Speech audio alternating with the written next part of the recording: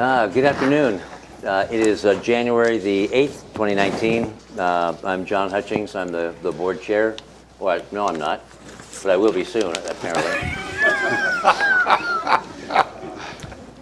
By way of introduction, to my left is Commissioner Gary Edwards. To my right is Commissioner Ty Menser. To his right is the clerk of the board, La Bonita Bomar. To her right is our county manager, Ramiro Chavez. To his right is Robin Campbell, our assistant county manager and finance director. To her right is deputy prosecuting attorney, Elizabeth Petrich. Welcome. And so with that, would you please stand for the Pledge of Allegiance? And Commissioner Edwards will take care of this. I'm actually going to ask Jim to lead us. Jim? I pledge allegiance to the flag of the United States of America and to the republic for which it stands, one nation, under God, indivisible, with liberty and justice for all. Thank you, Commissioner. Thank you, Jack. With that, do I have a motion to approve the agenda? I'll move to approve the agenda. Second. It's been moved and seconded. All in favor say aye. Aye. Aye. We have an agenda. Do I hear a motion, please, or may I have one, to approve the board meeting minutes from December 11, 2018? I would move to approve the board meeting minutes from January 8th. Approval of the Tuesday, January 8th, 2019 agenda. We got that? We did that. Now we're going to do approval of the board meeting minutes from December 11th, 2018. I move to do so. Second. Not so easy, huh? Yeah. Well, just that I mixed it up. Suggestion, Commissioner, maybe Commissioner Menser may want to excuse himself from approving those minutes since he was not part of that conversation. Yeah, that's fine. Okay, then I second. And let's have a vote. All in favor say aye. Aye. Aye. We have approval of minutes. Thank you. Now we're moving on in the agenda to presentations. Yeah, thank you, Commissioners. In the first item on your first meeting of 2019, first of all, welcome Commissioner Menser to the Board of County Commissioners. And back last Wednesday, January 2nd, you had a planning session where the normal procedure is you have a conversation among yourselves as to how you want to move forward on the chair, vice chair of the many different boards and commissions. So at that conversation, you agree on, for the Board of County Commissioners for 2019, the chair to be Commissioner Hutchins and the vice chair to be Commissioner Edwards. For the Board of Health for 2019, the chair will be Commissioner Hutchins and the vice chair will be Commissioner Menser. For the Transportation Benefit District for 2019, Commissioner Menser will be the president and Commissioner Edwards will be the vice president. As a normal procedure, you need to take an action to make that official at your first meeting of the year. And for your consideration, I have an action ready for Commissioner Edwards to read. I'm ready. And I would just like to clarify one thing, if I may.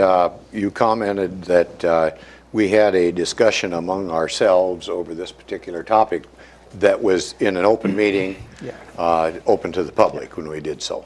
Yep, that is absolutely correct. That was advertised, open to the public, and I facilitated the conversation. Okay. Thank you for that. Okay. I would move to nominate Commissioner Hutchings as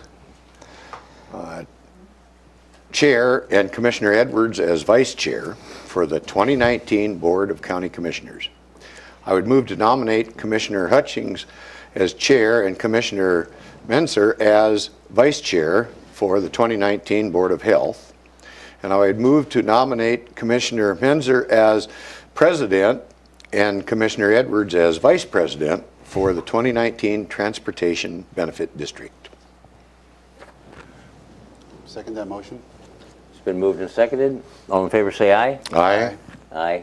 And so that motion carries. Thank you. Moving on to the agenda, but a bit deeper. Yeah, also on January 2nd, you had a conversation on the assignments for 2019. And those assignments, what each commissioner represents in so many different boards and commissions that is outside of the county in a way. There are close to 40 boards and commissions that you particularly represent, and you went through the discussion. And those, I'm not going to read all 40 of them. It will take the whole afternoon. But just to give you an example as to what those includes the Animal Services, the Behavioral Health Organization, the Chehalis Basin Flood Authority, the Economic Development Council, the Disability Board, the Finance Committee, Fire Commissioners Association, Inner City Transit, LOT, among many. So through the process, you determine who will be the primary representative and who will be the alternate in case the primary representative, commissioner, will not be able to make those meetings. So for your consideration, I have prepared an action for you to approve the assignments of all the different boards, commissions, councils, and committees for 2019. Oh, yes. And for the public, where might they find those assignments should they want to? Thank you. Those assignments are included, posted online on the county commissioner's website. Thank you.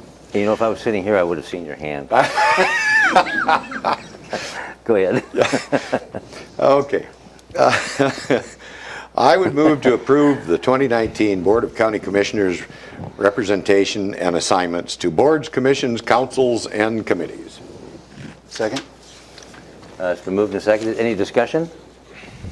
No, I'm I satisfied. just want to say thank you, while we're in the discussion piece of this, for explaining that there's 40, just about 41. 41 commissions and boards, which makes us not only just busy, but it makes each of us Crazy. completely engaged in every facet of the community.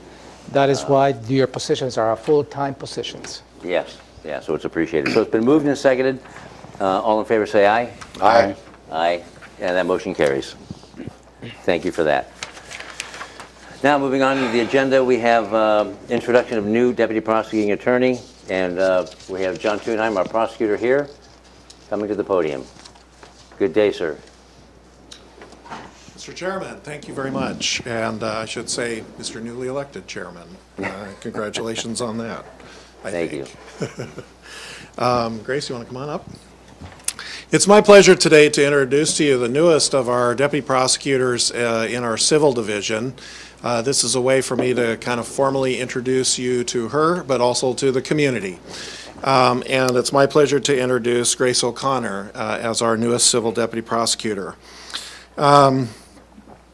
Grace joined us in the civil division actually back in October, so she's already been on the job working on a number of issues for us, and comes to us from the Washington State Attorney General's office, where she spent several years as an assistant attorney general representing and advocating for state agencies and employees in a variety of matters in administrative courts as well as state and federal court. Grace is a graduate of Gonzaga Law School, and following law school clerked for Justice Bobby Bridge on the Washington State Supreme Court. And when she left that clerkship, worked a time for the Attorney General's office, and then was lured back to the Supreme Court by Justice Deborah Stevens, who I'm also told was an instructor of hers when she was in law school. So she clerked for Justice Stevens for a number of years, and then eventually left that clerkship to go back to the Attorney General's office, where she now leaves that office to come and work locally in the Thurston County Prosecutor's office. I will say that for our office and for me personally, this is an achievement of somewhat of a goal. And I'll say that because, in all honesty, because a number of years ago, when Grace was, the first time she was looking at leaving the Supreme Court, or maybe it was the second time, I'm not sure, but in any event, she came to our office for an informational interview. To see if we had any way of where she could become part of our team. And so we went through an interview process. And if I'd have had something at that point, I tell you, it would have happened, but I just didn't have a position opening at the time. And so we parted ways. But I always told her to keep checking back with us. And I'm glad she did, because eventually the stars aligned, the timing happened, and she happened to apply for a position when we had an opening, and she was selected. Grace will be representing, her current assignments are the County Assessor's Office, both Superior Court and District Court. She is working with risk management. She has a significant amount of litigation experience, and also is working with telecom. So it's my pleasure to introduce to you Grace O'Connor, and I'd like to give her a moment at the podium as well. Thank you for that nice introduction. I'm very excited to be serving the people of Thurston County and to work with the commissioners and the other elected officials in Thurston County. I'm a nearly lifelong resident of Thurston County, so in fact my father is here today in the audience taking pictures. guess that never ends. And I'm just very excited to be here in this position, so thank you. Well, welcome. We need a photo of all of you. Have you already received those? You got those photos? From Dad, the pictures of all you folks together? Well, I'm sure. Did you get everything you needed? Yeah. Oh, well, you have, okay. Duh. Do we need one of all of us with you? Romero, what do we do? No? Hey, we're clients. I don't know. That's wonderful. I Might hear be good to absolutely get great the- things. I hear great things about you, Grace. I really do. Yeah. So I'm so happy you're an employee of the county now. If I might have another moment at the podium, I have another piece of good news, and I would also like to, and I would assume you'd rather not avoid this, I'd like to present you with a check. And I figure that's always welcome when we're in county government. But by way of some background, this is really, I know that Commissioner Menzer may not be as familiar with this, but we have had some discussions about this in the past. But I also wanted, again, the community to hear a little bit of background about this because it represents a long-term process that the prosecuting attorney's office has been involved in over the years to try to reclaim some money that was lost by the county a number of years ago. So many years ago, before any of us held elected office, well, except maybe the Commissioner Edwards, who was then the sheriff, but not involved in this. But you may recall that the county was sued by a number of plaintiffs in relation to our landfill. And that was a very complex, very involved litigation. Ended up settling, but the county did end up with a significant payment as part of that settlement. The issue was during that period of time when the landfill was in existence that covered part of that lawsuit, we were insured by a company called Reliance Insurance. And Reliance Insurance then decided to go bankrupt. And declared bankruptcy. And we had a claim with them for, as I recall, several $1 million. So when they went bankrupt, there was a discussion about whether the county should continue to pursue this claim or not. And I will tell you, in fact, that there was a very strong opinion within leadership of county government that it would not be worth our time or our efforts to pursue that, given what was be happening in the bankruptcy court and the complexity of that bankruptcy litigation with an insurance company. My predecessor, and I'm going to give some credit where credit is due, Ed Holm, felt very strongly, however, that this was a claim worth pursuing and that we should continue to strive forward to get something, whatever we could get out of this claim, and worked with council to move forward on this. And eventually we did, in fact, we were actually granted a claim and a payment as part of the bankruptcy proceedings. And so today, or I should say yesterday, I think we actually received the check. Last week we received notice that we would be getting a check. Which is the latest installment. These are payments that have been ongoing. That's why I say you've already heard a little bit about this. But this check that I'd like to present today is in the amount of $93,000. That brings the total paid on this claim to over $620,000. So I really just basically wanted to say that this has been an investment of time and energy for the prosecutor's office. I'm really not going to take credit for it because it was really Mr. Holmes' insistence that we continue forward on this, and his belief, if you will, that we would eventually realize something back as a part of this that made this happen. So if I may, maybe I'll present it to you, Mr. Chairman. I'll take that.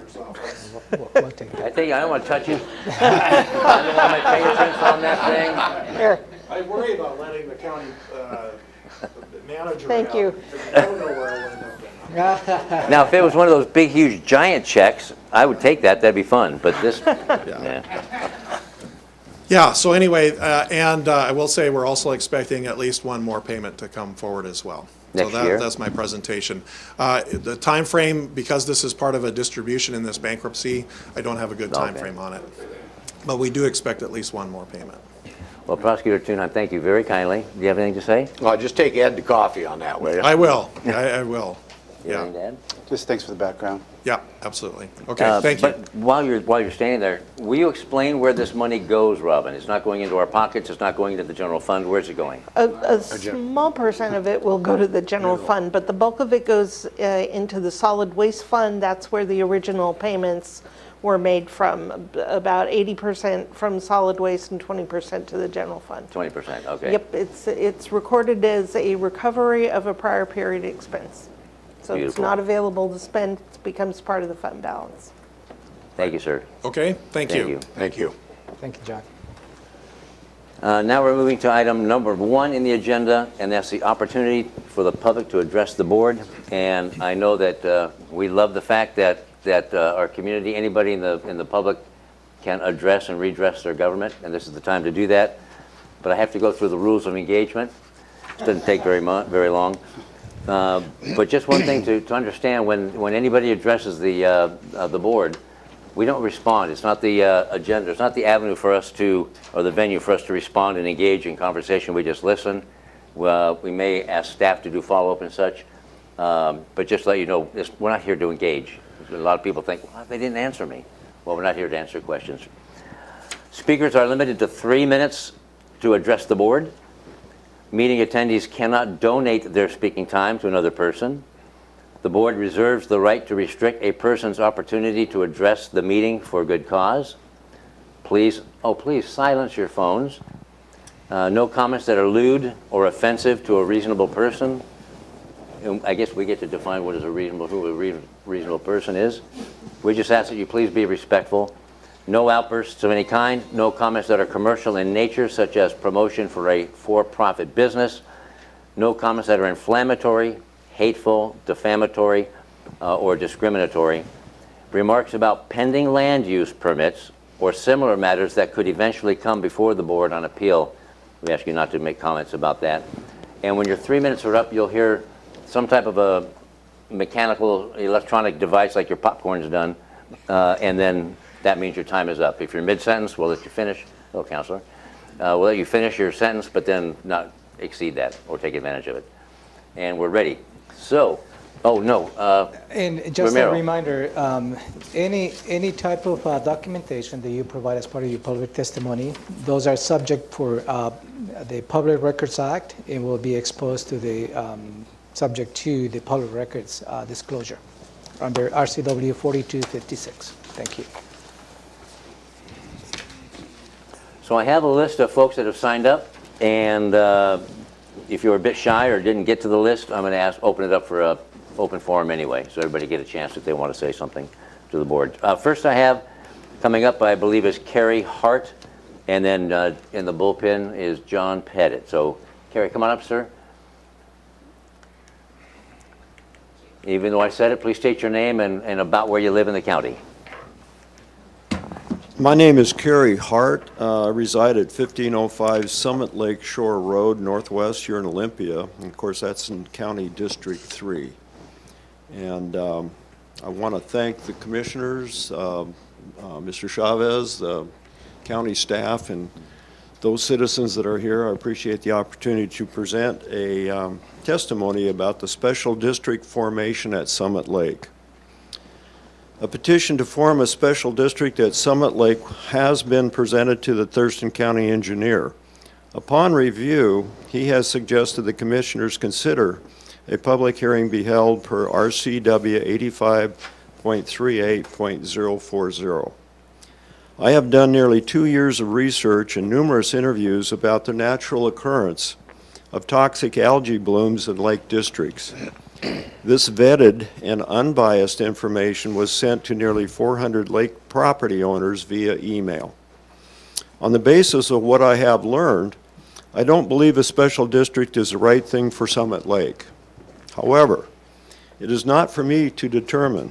The choice is for the majority of lake property owners to make. Considering that the majority of property owners are not residing at the lake during the winter months, either snowbirds, summer homes, vacations, etc., scheduling a public hearing and/or a special election during the months of January, February, and March would preclude a vast percentage of property owners from participating.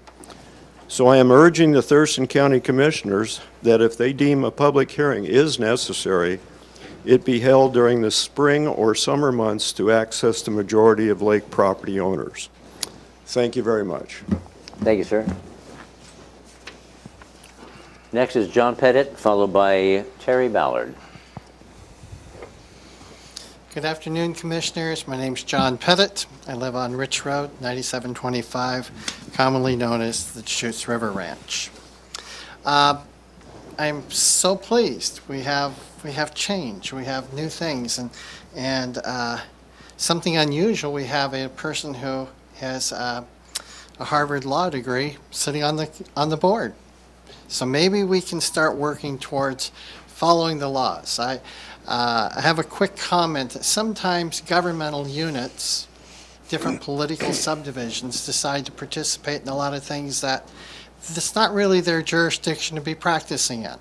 And I'd point to the city of Olympia thinking they need to take care of the homeless problem, but that isn't one of the designations that they actually have within the RCWs that they're supposed to handle. That's something maybe the Board of Health wants to work with. But my encouraging note to you is once again, I've stated this before, is that I seek to have representation. When I say that, I seek to have representation of the commissioners. Staff seems, at least in my opinion, to have been in control of the commission over the past time without the commissioners necessarily questioning staff, placing the staff's opinions and information as being absolute when certain issues such as septic tank levels have been for failure have been completely bogus information, but yet the commission has made actions and gone forward with certain ordinances and such in code that have taken us in directions which shouldn't. I mean, we even have, from staff's opinions before, we even happen to have spots where we put aside money for conserving salmon in places that salmon never naturally were, down on Scatter Creek. So there's a big obligation that goes with it. I'm going to leave you today with bringing up one more topic, which, as I read the agenda in my pre-reading, I took note here and I thought, now how can this be? And it was this, is that I see where the different appointments and positions are that the board is taking. And I have a real concern that you managed to give a transportation benefit district Mr. Menzer as president. Now the real question here is, does the district owe any money to anyone? Is there any projects? Because if you were going to be following the RCW, and I'd like to be able to have that information, it would state real simple to you that if there's no debt outstanding, then the district shall dissolve within 30 days of completion of construction of the transportation improvement series. Why have we been continuing to keep a district that was supposed to be closed years ago? Thank you. Thank you, sir. Next is Terry Ballard, followed by Jerry Durker. Thank you. I'll take these copies. Thank you.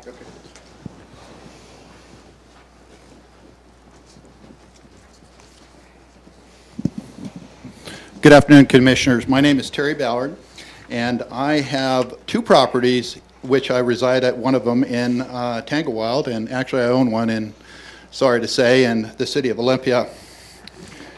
I'm a 35-year veteran, almost a little after 29 years of towards active duty, and that's how I retired. 22 years as a senior non-commissioned officer, which means E7 and above.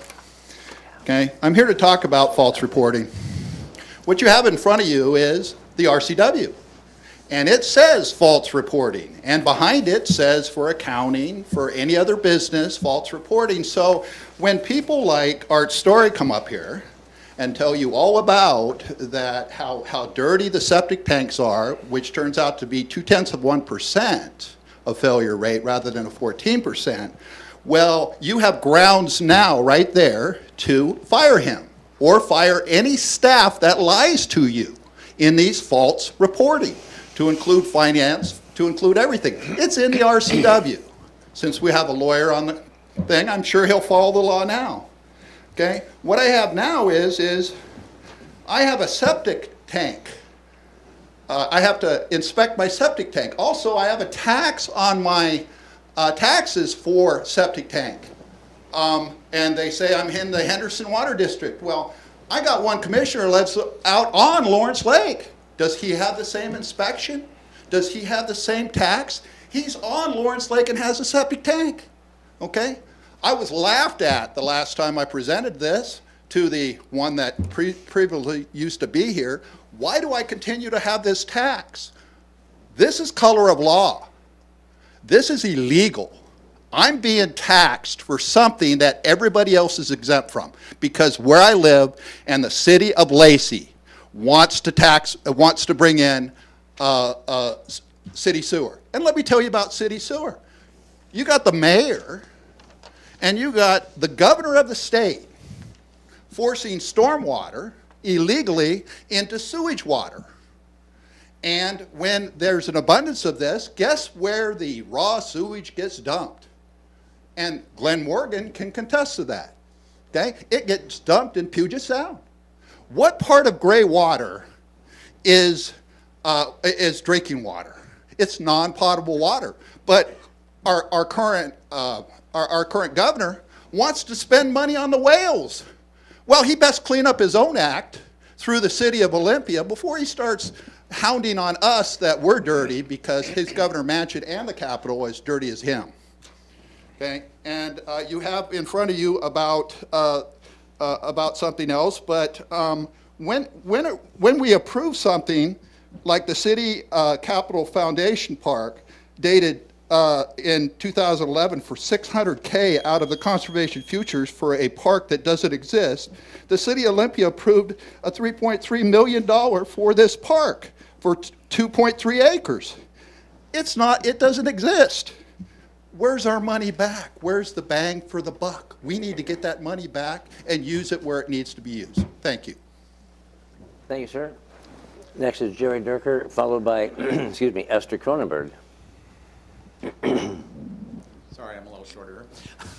Hi, my name's Jerry Durker. I live at 2826 Cooper Point Road, Northwest, Olympia, Washington, 98502.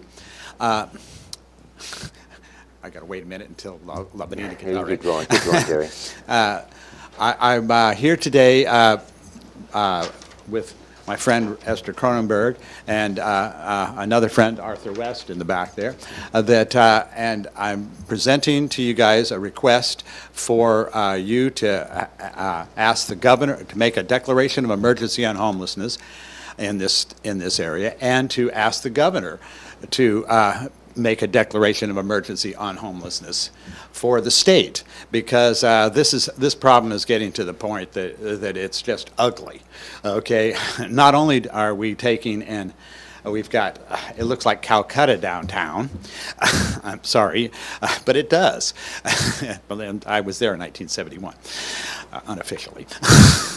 Yeah, it's a problem. It's a very, very serious problem. And in the last 6 months, it has grown so much that the city of Olympia's Colin DeForest, who's the homelessness coordinator for the city of Olympia, determined that since July, it has gone up almost 10 times. okay, 90% increase, okay, of 9 times the things.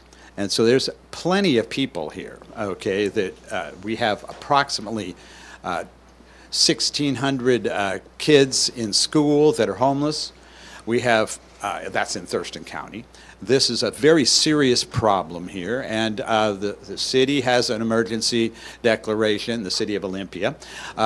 Lacey has a problem in their northeast neighborhood. Most of the state has a problem too, but the governor has been basically sitting on his hands over this, even though half the state, half the big cities in the state have declared emergencies, and also King County. So since King County here just did it here a couple of weeks ago, I figured you guys might want to do one too, and you might want to ask the governor to actually declare an emergency so that he can free up state and federal resources that are open, that he has access to for emergency situations like this. And that's something that can be freed up. I talked to Steve Hall of the city of Olympia, he's the city manager, and he told me just that, you know, they don't have the resources. The city does not have it. The city of Seattle determined that they didn't have the resources enough to take care of their problems, and the other cities in King County did too, and they went to the King County and asked them to do this. So I'm asking you guys to do this, and Esther, I believe we have a copy of a request from myself and Esther there. And Esther will finish up on this, and I'll let you go. You guys have a very good day. Happy New Year. Thank you, sir. Esther, followed by Jack Grimes. Hi, I'm No. Esther Gronenberg from Cooper Point Road, and I wanted to say congratulations to Commissioner Menser. Glad to see a broad representation on the board. I'm sure we'll be able to make some real good progress to solutions. Okay, now that we started a new year, I'm hoping the county will more forcefully address an old problem that continues to get worse, the problem of homelessness. We asked the board, as Jerry said, to make an emergency declaration in Thurston County and ask the governor to do the same for the state. In 2006, Thurston County had a goal of reducing homelessness by 50% in 10 years. Thurston Regional Planning Council notes that in reality, homelessness has increased by nearly 90%, and the number of homeless students has more than doubled. Across Washington state, the homeless student population has increased 119%, so 1 of every 25 kids is homeless. And that doesn't include preschool kids. They estimate Thurston County alone has 2,879 homeless children. Why do so many people become homeless? They lose their job, they lose their health, or they lose their housing. The National Low Income Housing Coalition estimates a person in Thurston County would need to earn $20.60 an hour to afford a fair market 2-bedroom apartment. That's the equivalent of 1.9 full-time jobs at minimum wage, beyond the range of the average renter's hourly mean wage of $13.71. The wait list for Section 8 housing in Thurston County hasn't even been open since March of 2015. There just isn't enough affordable housing to meet the need, and the County Housing Action Team's 2018 goal to add 6 units of affordable housing and rehabilitate 13 more is pitifully inadequate for the thousands of people left unhoused. Temporary shelters are also at or over capacity. The $27 average cost of a nightly shelter bed makes infinitely more economic sense than $111 for a jail cell or $2,000 at the emergency room. This is a statewide problem and is getting worse quickly with no end in sight. Pierce County is dealing with more than 15,000 homeless, and King County more than 12,000 people were counted on one early January morning on the street. The city of Olympia is in the midst of a court case about the tent city that's been allowed on a contaminated parking lot next to the transit center. It has declared a state of emergency, as has Tacoma and Seattle. Thurston Thrive's Downtown Employees Focus Group agrees the problem needs a statewide and regional response, as does the Pierce County League of Women Voters, which together with 40 community organizations and participants urge their county to declare a state of emergency and create a multi-jurisdictional, multi-sector core group to continuously improve homeless response and prevention policies programs. Clearly, this is a crisis beyond the means of the counties. It requires a regional and statewide response. It's shameful that our state capital and our major urban centers have areas that look more like Calcutta than the Pacific Northwest. It's unfair to longtime family-owned downtown businesses to bear the brunt of the impacts on our community, and it's unconscionable that our governor is spending so much time out of state campaigning for others and touting his climate initiative while thousands of Washingtonians are suffering the cruelty of winter storms without a roof over their heads, while empty storefronts, JBLM barracks, and government properties stand vacant. We urge you to ask the governor. Thank you, Esther. Thank you. And finally on the sign-up list is Arthur West.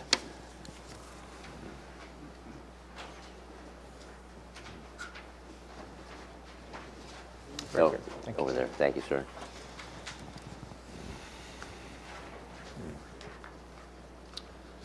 Good afternoon, Commissioners. My name is Arthur West. I also would like to talk today about the egregious public health and safety emergency that exists within Thurston County and in the city of Olympia. I live on the east side of the city of Olympia, and in the last 6 months, the homeless crisis downtown has got immeasurably worse. I don't know if you've driven by there, but it's unworkable, it's unmanageable. And the problem is not a local problem, it's a regional problem. I've given you a handout of over a dozen cities who years ago asked the governor to declare a state of emergency and devote sufficient resources to address this. I hope you'll review that. This is a serious problem. No local jurisdiction can deal with this alone. There just simply aren't the resources. And regardless of how unpleasant homeless people can be in person, they are human beings, and we do have some degree of a duty to make sure that no matter how bad of decisions people make, no matter how little money they may have, they also deserve a chance to better themselves. And I think we should ask the governor to declare an emergency to devote sufficient resources to deal with this. Otherwise, small progressive communities like the city of Olympia who try to do isolated solutions will just attract more. I think that's what we can see from the last 6 months. City of Olympia, God bless them, they're progressive liberals, they want to help everybody.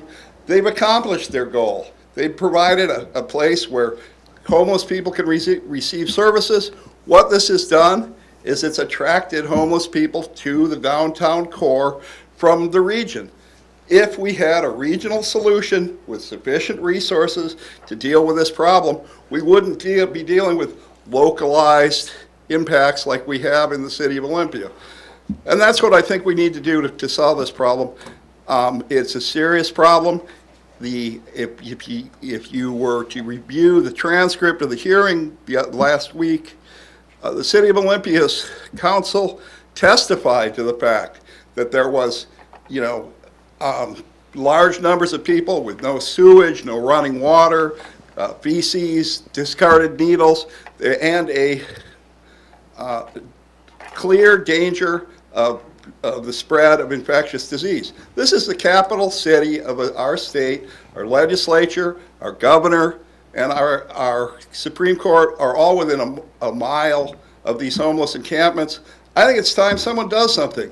If our governor wants to spend $1 billion on the orcas, I think he can also spend reasonable resources to deal with a humanitarian and public health and safety crisis in the capital of our fair state. Thank you very much for your time.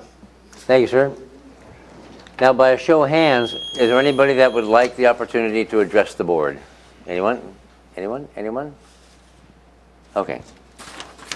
That closes the public comment piece of it.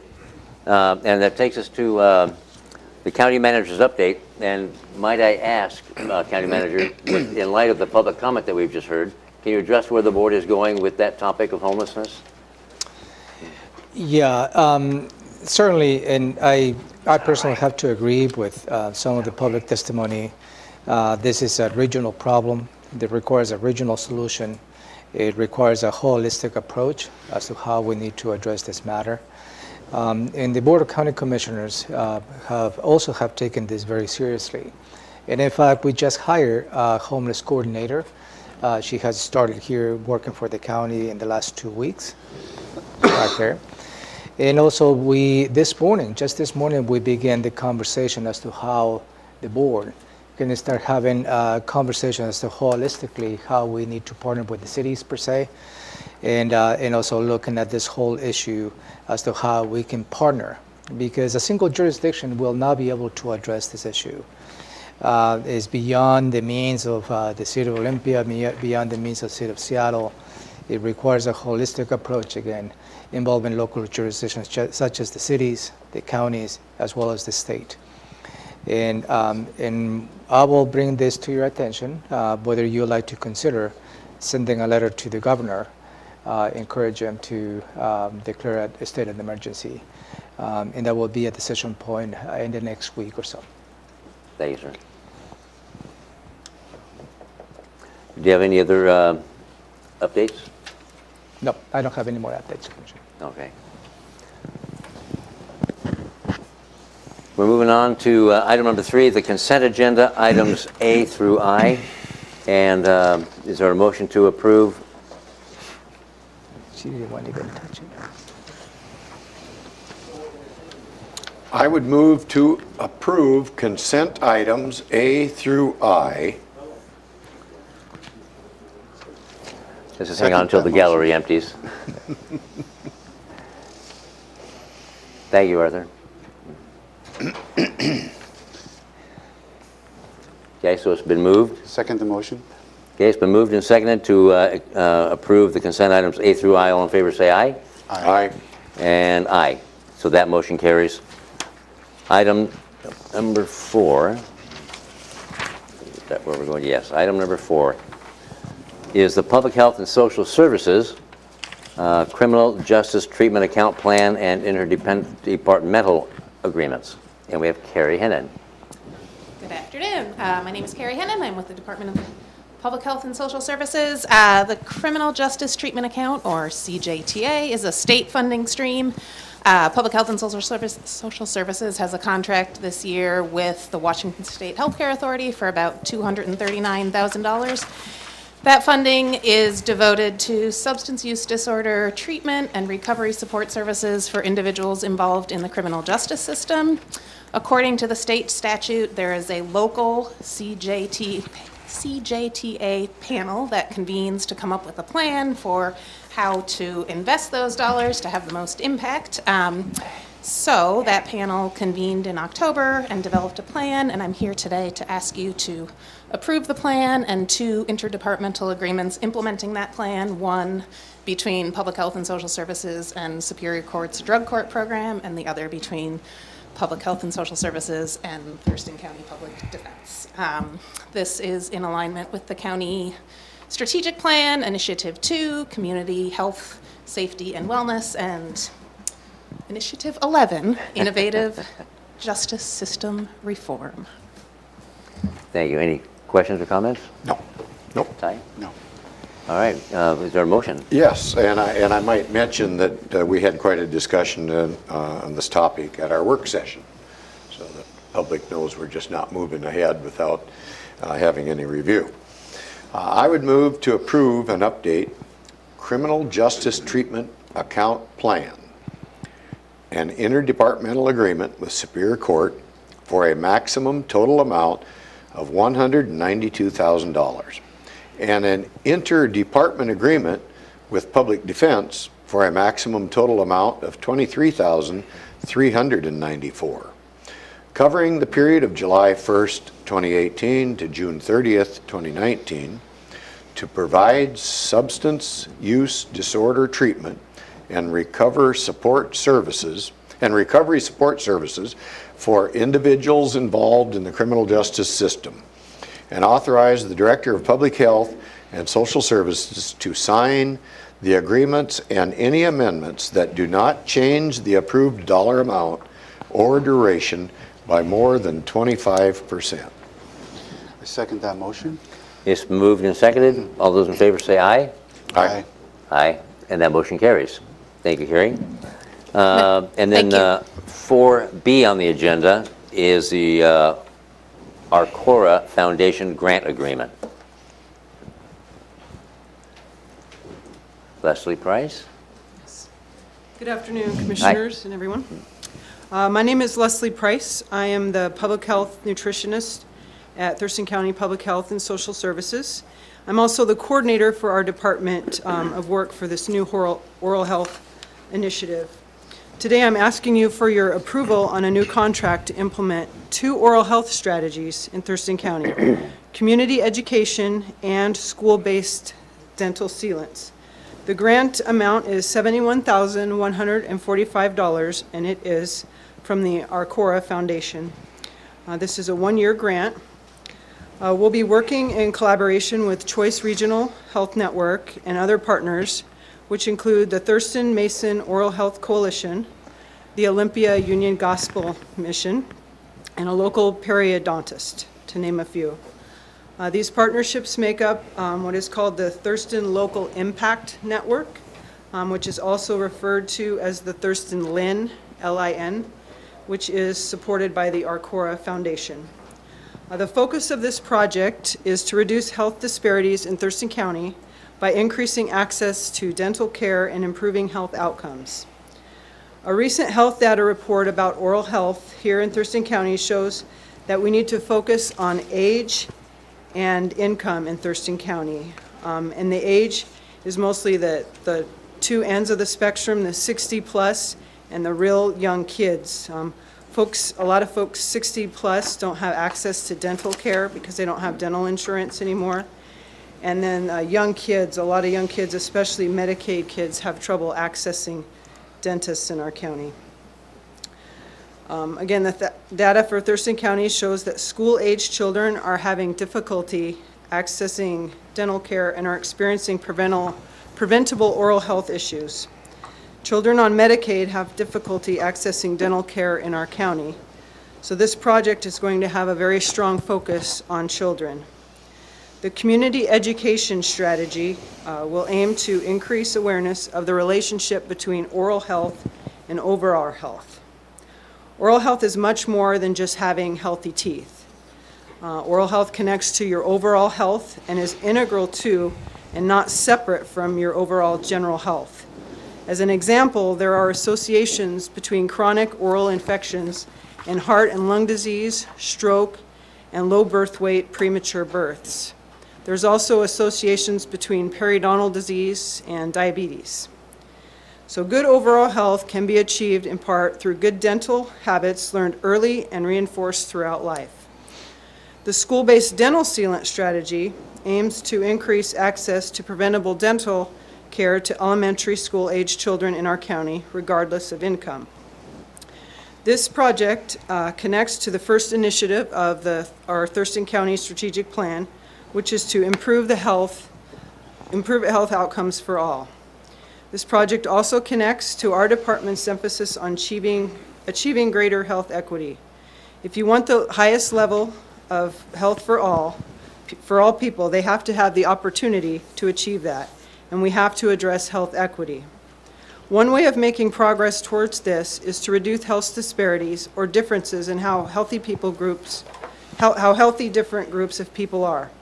This project addresses the disparities in oral health seen by age and income.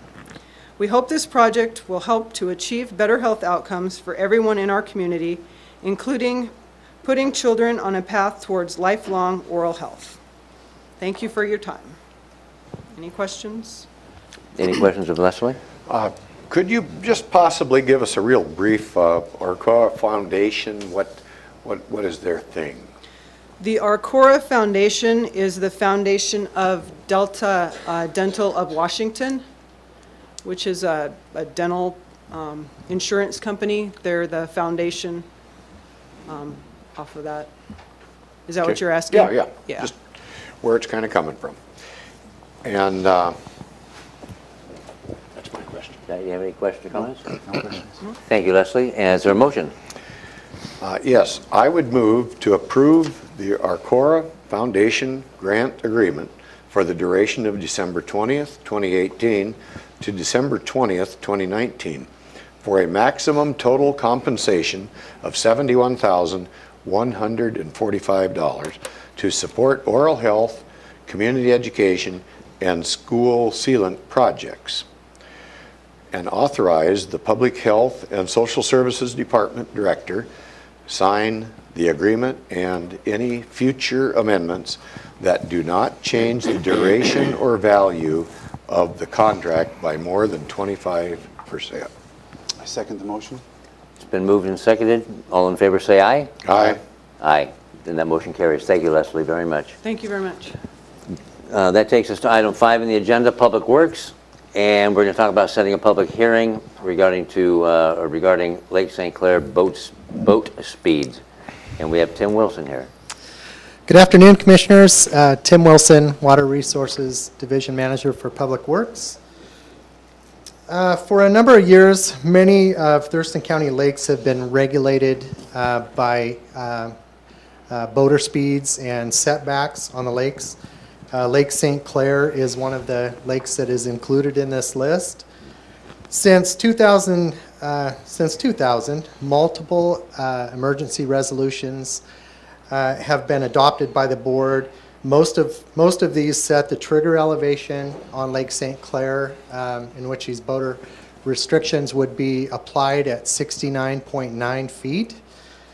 In 2013, the board changed by resolution this elevation to 69.5 feet. One of the results of that change was the decrease in available boater days for recreation on Lake St. Clair. Recently, there has been requests from the public to take a look at that and evaluate that elevation and set that elevation back to 69.9 feet, which is a 4/10 of 1 foot change. So at this time, staff is recommending that the board move to set a public hearing to accept and consider public comments on proposed amendments to section 1604-110 of the Thurston County Code relating to boating speed limits on Lake St. Clair. All right. Questions, comments? I don't think so. Gary? No? Okay, we ready for... Ready for motion then. Okay. I would move to set a public hearing for Tuesday, February 5th, 2019 at 5 p.m.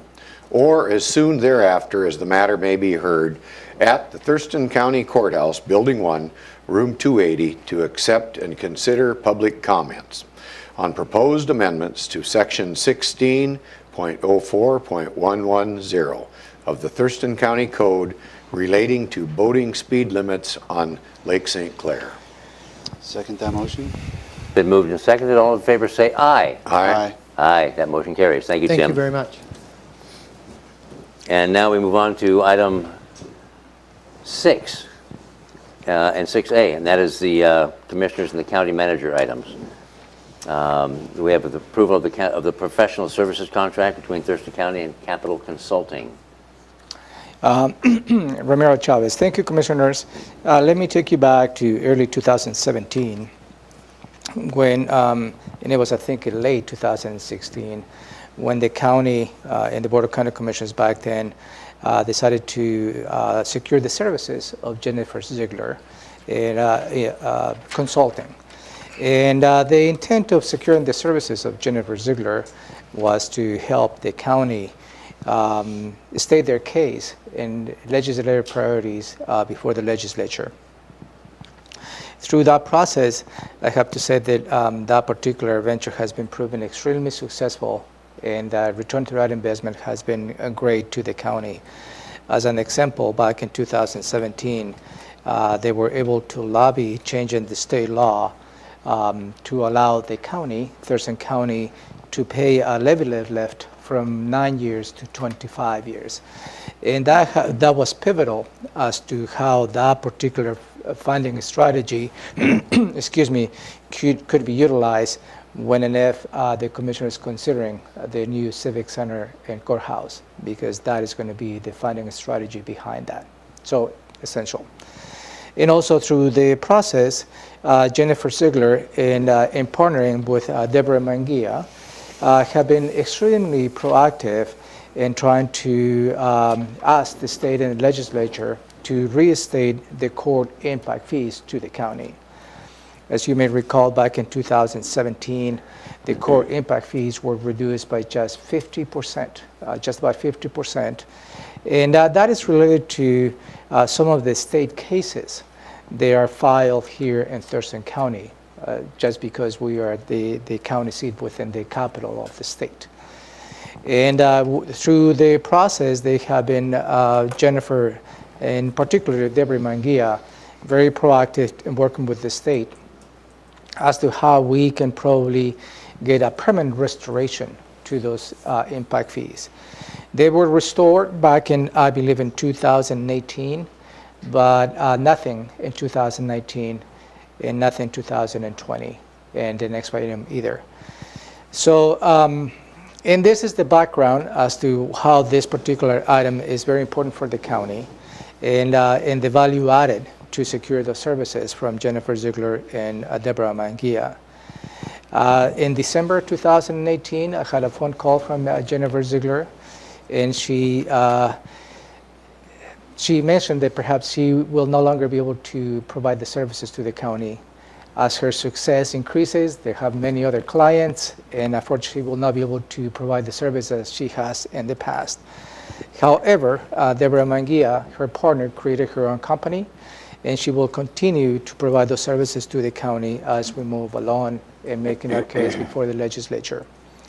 So this particular item for your consideration is to waive the competitive bidding requirements for professional services and authorize the county manager to execute a contract with Capital Consulting for a period of January 1st, 2019 through December 31st, 2020 for an amount of $36,000 per year.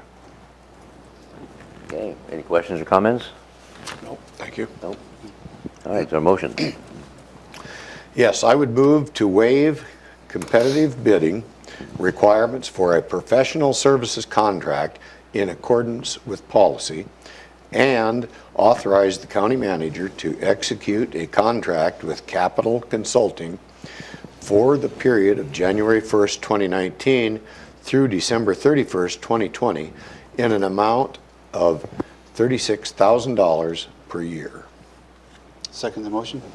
It's been moved and seconded. All those in favor say aye. Aye. Aye, and that motion carries. Thank you, sir. And item 6B is where the commissioners get a chance to report on the things we've done in the last week or so. I'll start with Commissioner Menser. So, been on board a week, about, a little bit less. But I've been assigned to 16 different boards and commissions, a couple of which have already met. TRPC, I got basically all the boards related to transportation, so if the community has transportation-related concerns, they can, reach out to me first, because I probably have the latest and greatest information. I'm on the Intercity Transit Authority, which met last week. TRPC met, and I'll also be tomorrow morning attending Transportation Policy Board, and as the public heard, I'm president of the Transportation Benefit District, so there's a lot of transportation-related pieces that I'll be getting up to speed with. I was very excited by the division of boards that we had. I was able to be involved in some water-related issues that I care a lot about. I'll be on the lot board and Chehalis River issues, as well as Law and Justice Council and Behavioral Health Organization, which is really important to me as we pursue our strategic plan and innovative justice reform. So a lot on my plate, and I'm really excited to be here. And yeah, I think that's my report for this week. Commissioner Edwards. I guess I'll keep my report quite short, but water quality issues is where I spent most of my time, and I would like to bring up that we are going to be looking into a application for biomass deposit on a piece of property up off of 128th and Bald Hills Road. I spent some time down looking that site over. It's recently been logged. It's very close to the Nisqually River, and I've not been assured that pharmaceutical issues are not going to be involved in putting this waste product on land that is so close to the river. So that's my concern for the week, you might say. Can I add an addendum, John? Sure, certainly. So I'm sorry to omit this, but I just want to thank the county staff and my fellow commissioners who've made this transition as smooth as I could have imagined. So I really appreciate the concern they've shown in making sure I was up to speed on things and just showing me a lot of care and respect. So I appreciate that. Thank you. Thank you. You're very welcome. Thank you.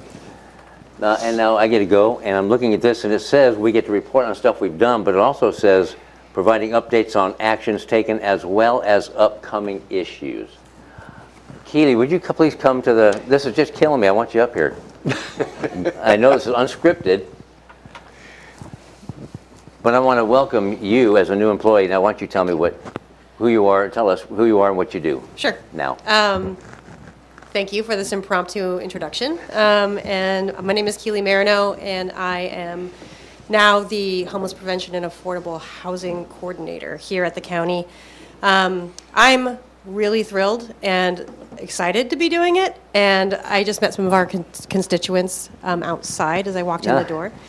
I've spent the last 5.5 years working with community youth services, providing homeless prevention and sheltering services to young people 18 to 24 over there. And I am really feel great about it, being able to spread my wings a little bit and do the system, work on the system, because that's where my brain was going anyway, and I was feeling a little tucked in at Community Youth Services. So I'm incredibly honored that I was chosen for this position, and I'm looking forward to working with you all. You're a great resource for us. Thank you very much, Thank you. Keely. Thank you. Welcome aboard. Good hire. And over the last week, very much it seems, I attended the BHR Harvest Home Open House along with Commissioner Menser. And that is for moms and babies with mental health issues and such out on Martin Way. That was wonderful. And attended the East Olympia Fire District memorial service for, it was Captain John Ostergaard, but he was posthumously promoted to battalion chief because he was heading that way anyway, so they posthumously promoted him. The ceremony was full of tradition and ceremony itself with bagpipes and taps and then the promotion, presentation of flags to the family and that had been flown over the Capitol and flown everywhere else, and then his captain badge and a battalion chief badge were presented to the family as well, and he was buried with a battalion chief badge. Very powerfully emotional memorial service, rightly done. And then last evening I was at the South Puget Sound Community College Lacey campus for the shared legislative partnership dinner with several senators and representatives, and we talked about all the jurisdictions where they're sharing what are very vital issues regarding their jurisdictions, and we talked about, or I spoke of the court impact fees, and the fact that they're already in the governor's budget. We hope it's going to be adopted, but also not toyed with again. But we're looking forward to that and hopefully get restored some of the supplemental $1 million that we've lost thus far, but it's looking good so far. And I have to compliment the AOC, Administrative Office of the Courts, and the Clerk's Office, and our own clerk justices over here in working on an in-depth 12-month study on this, almost like a point in time, very in-depth, and what it costs and what we have lost in our comparative counties, how many more cases, exponentially more cases we're handling than our comparative counties of Kitsap and Yakima. So that was my week. And now we move on to the county manager. Thank you, Commissioners. As a reminder to the public, the Board of County Commissioners meeting for next Tuesday, which is January 15th, has been canceled. And the following week also has been canceled due to the holiday. And but that doesn't mean the Commissioners will be at rest. You have a full schedule. So let me walk you through your schedule for the next 3 weeks. And the appointments that are going to be outlining in my report is where at least 2 commissioners will be present. You may have individual appointments on your individual calendars, and those will not be part of my report today. So beginning today, January 8th at 3:30, you have your regular Board of Health meeting. Moving on to Wednesday, January 9th, 11:15, you have the opportunity to welcome new employees to the county. 1:30 and 11:30 on January 9th at the Hotel RL will be the Thurston County Chambers State of the Community, where Commissioner Hutchins will take the lead as the chair to provide a perspective as to where we are in the county, among with the mayors of the cities of Lacey, Olympia, Tumwater, and Yelp. 3 in the afternoon, on January 9th, you have a briefing related to water availability and the stream flow restoration.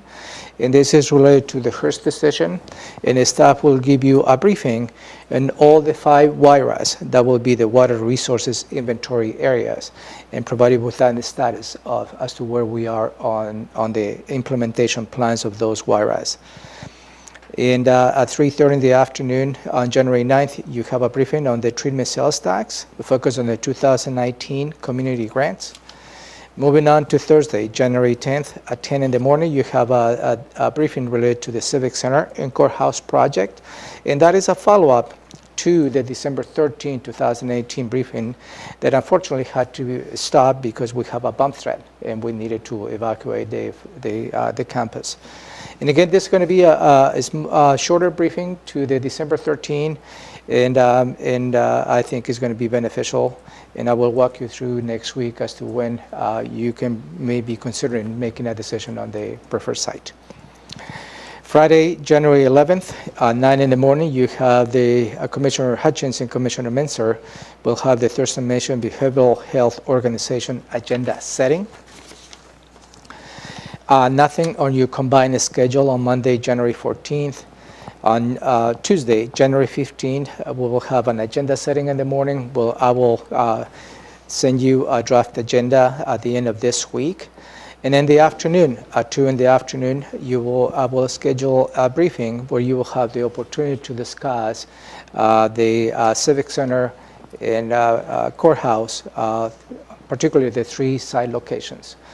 And whether at that point the commissioners will feel in the position to make a decision, we just have to see. I'd just like to give you the opportunity to follow up on the briefing that you will be receiving this Thursday. Also, the Transportation Benefit District scheduled for January 15th has also been canceled. On Wednesday, January 16th, 12 noon, you will have your first elected officials lunch. And that really is an opportunity for all the elected officials to have a conversation with the Board of County Commissioners.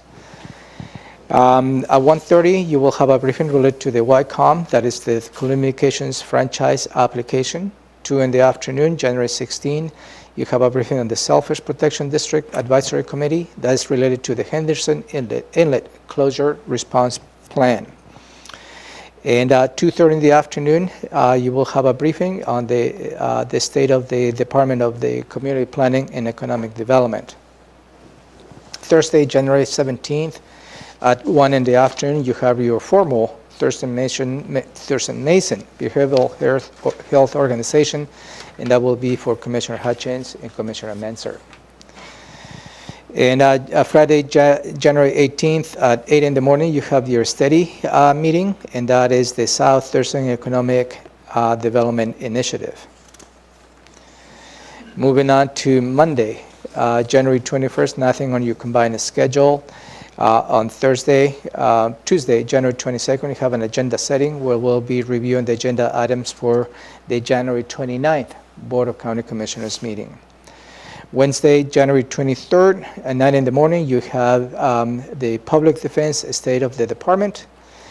At 10 in the morning, you have the State of the Department for Public Health and Social Services. At 2 in the afternoon, you have an executive session related to a litigation related to a particular lawsuit the county is involved in. And just a reminder to the public, executive sessions are closed to the public. In those executive sessions, we only record at the time that you convene as a board and at the time you close that executive session. And no notes are taken, and that will give you an opportunity to address those particular lawsuits. Thank you. On Monday, January 21st, the courthouse is closed due to the holiday. It's not like you have anything. Thank you, Robin. And January 23rd at 3 in the afternoon, nothing is called for potential work sessions you may be coming your way. And Thursday, January 24th, you agreed to participate on the point-in-time count. And that is a regional effort with the cities to have a homeless census count in the county. And that is so important, particularly related to the comments that you received from the public today as to homelessness is an issue. This particular census will give us an indication as to how big the problem is in the county. And there will be additional information as to where all of us will need to report. And there's going to be many teams associated with this particular census because it requires pretty much a small army just to make sure that we account for those individuals in need. Friday, January 25th, I have set up the whole day for you to hold interviews with candidates for the Information Technology Director position.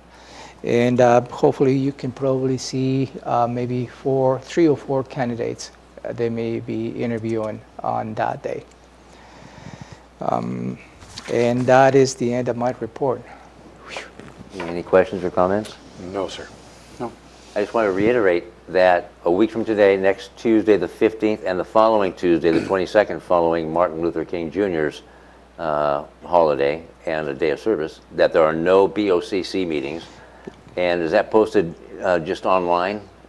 Yes, and we post that online, and we make sure that everybody's aware of the cancellation. But also, since we don't get 2 weeks off, we're no, still you have a jammed full up. plate. And just to let you know, this is related to Commissioner Menson's comment earlier.